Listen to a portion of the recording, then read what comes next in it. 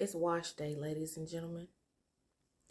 But that's later. That's not what we're talking about right now. Stay focused. So, your daddy told me to tell you something. Well, yeah, he told me to tell you something. So, that's what I'm going to do. I was reading Matthew 25 today. And in case you don't know, Matthew 25 is about the 10 virgins. 5 of them carried extra oil on their journey to meet their bridegroom. And then 5 of them didn't. And then they went to sleep. And they woke up because it was like, hey, your man here, right? And so the 5 that didn't bring the extra oil was running out. And they was like, hey, sis, let me get some of your oil. And so the 5 who had brought the extra oil and was getting their lamps together was like, nah, like you need to go back to where you get the oil from and get your own oil. So long story short, the ones who came prepared, they met their bridegroom and went on about their business. The 5 that didn't come prepared had to go back. And when they got back to where the bridegroom was, he ain't let them in. So that was the first part of Matthew 25. The second part of Matthew 25 is about a man who had 3 servants, and he was traveling. He wanted to see the world, honey.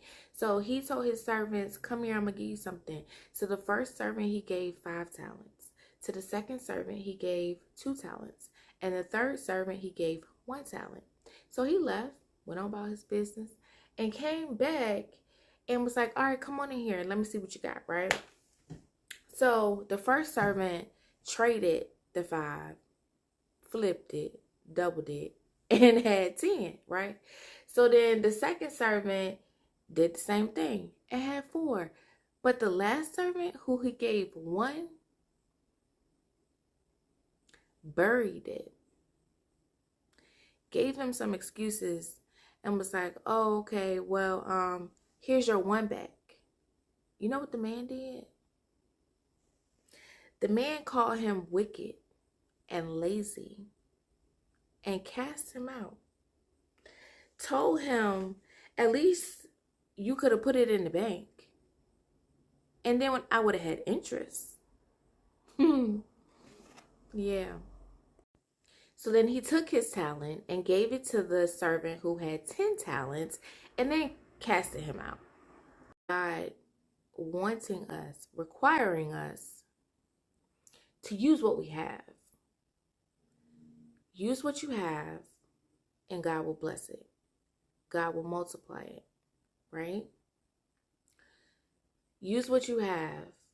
Be content in what you have. Be thankful, be grateful for what you have. Steward what you have, because if you don't respect what you have, God cannot bless you and give you more. He cannot bless you and give you greater. And don't let nobody convince you out of your blessings. Don't let nobody convince you out of your blessings. The 5 virgins who had the extra oil, they had what they needed. They got their blessing. The 5 that didn't, they lost their blessing because they wasn't prepared.